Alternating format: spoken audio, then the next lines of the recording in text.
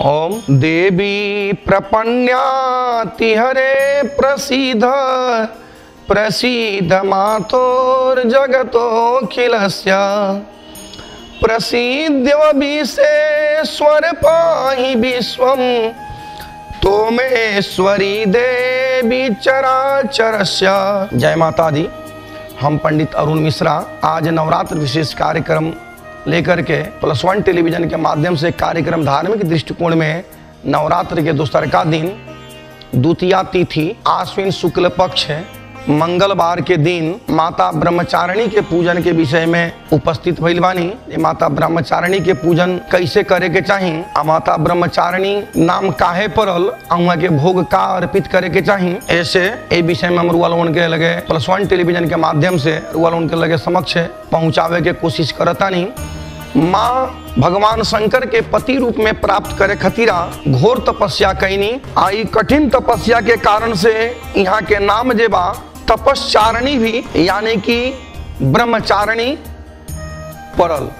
माँ दुर्गा के 9 गो रूप में से ही दूसरका रूप जेबा ब्रह्मचारिणी माता के कहल जाला। ब्रह्मचारिणी के अर्थ यानी कि तप के चारण, तप के चारणी यानी कि तप के आचरण करे वाला माँ के यह रूप जेबा अनंत फल देवे वाला होला।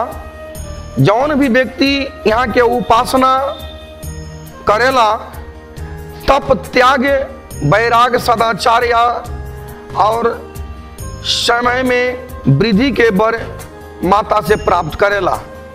जे व्यक्ति ए प्रकार के रहेला जौन की तप करत होके, त्यागी होके, वैरागी होके और सदाचारी होके, यानी कि वो व्यक्ति समय में ही वृद्धि के वरदान माता से प्राप्त कर लेवेला। एमे माँ के रूप में बेहद विशाल रूप जेबा दाया हाथ में माला और बाया हाथ में कमंडल से सुशोभित बानी। यहाँ के हजारों बरस तक भूखे प्यासे रह के कारण से यहाँ के नाम अपर्णा भी पड़ल। घोर कठिन तपस्या के कारण से यहाँ के शरीर जेबा एकदम क्षीण हो गई।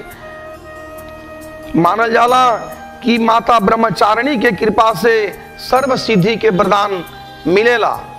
माता ब्रह्मचारिणी के पूजा जेबा प्रथम दिन के बतावल नियम अनुसार पूजन करी।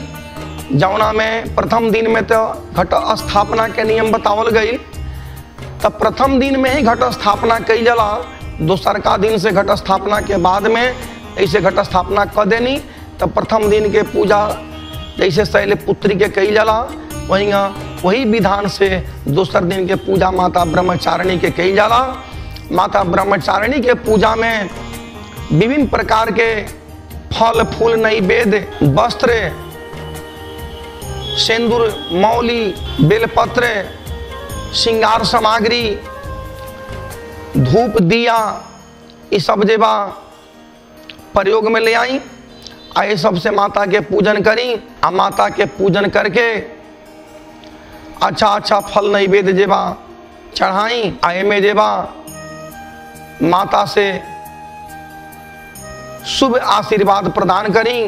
माता के दूसरका रूप जेबा ब्रह्मचारिणी के रूप है। ब्रह्मचारिणी के भोग जेबा माता के दूसरका दिन के रूप दूसरका दिन के भोग जेबा शक्कर के भोग लगाई। शक्कर के भोग लगावला से माता अपना भक्त पर प्रसन्न हुई ने। आय अपना भक्त के लंबी उम्र के वरदान दीने। आउ भक्त जेबा लंबा उम्र चिरंजीवी रहेला। आ माता के से चिरंजीवी के वरदान प्राप्त करेला। ए प्रकार से माता के दूसरका दिन जेबा शक्कर के भोग लगावला से माता प्रसन्न होकर के अपना भक्त के लंबा आयु के वरदान दीने। ब्रह्मचारिणी के पूजन में जेबा विभिन्न प्रकार के फल फूल के साथ में माता ब्रह्मचारिणी के पूजन करी। अब माता ब्रह्मचारिणी के पूजन करके माता से शुभ आशीर्वाद प्रदान करी। माता भगवती के नवरात्र के दूसरका दिन ब्रह्मचारिणी के पूजन के विषय में हम रुआलोन के लगे समक्ष प्रस्तुत कैनी।